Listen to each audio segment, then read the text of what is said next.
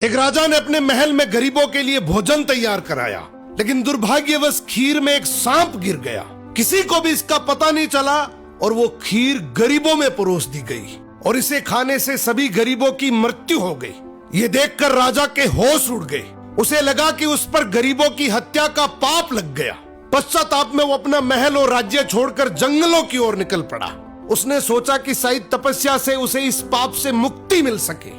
चलते चलते वो एक गांव में पहुंचा।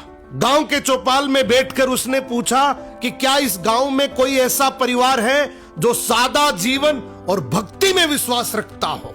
गांव वालों ने बताया कि यहाँ एक भाई बहन रहते हैं जो बहुत ही सादगी और भक्ति से जीवन बिताते हैं।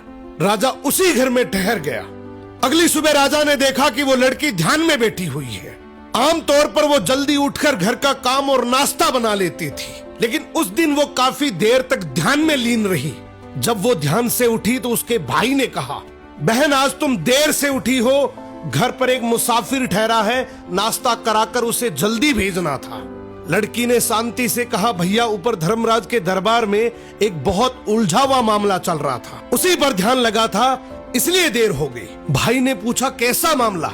लड़की बोली, एक राजा ने गरीबों के लिए भोजन बनवाया था, लेकिन दुर्भाग्यवश खीर में सांप गिर गया और वही खीर खाने से सभी गरीबों की मृत्यु हो गई।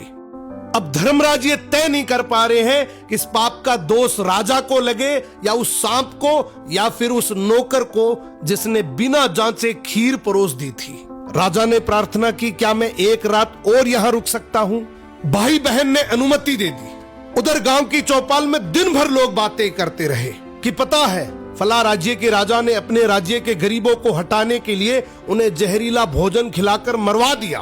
बिना सच जाने लोग निंदा करते रहे। अगली सुबह लड़की फिर ध्यान में बैठी। ध्यान पूरा होते ही वो अपने काम में लग गई। राजा ने उससे पूछा, बेटी अब बताओ गरीबों की मृत्यु का पाप आखिर किसे लगा?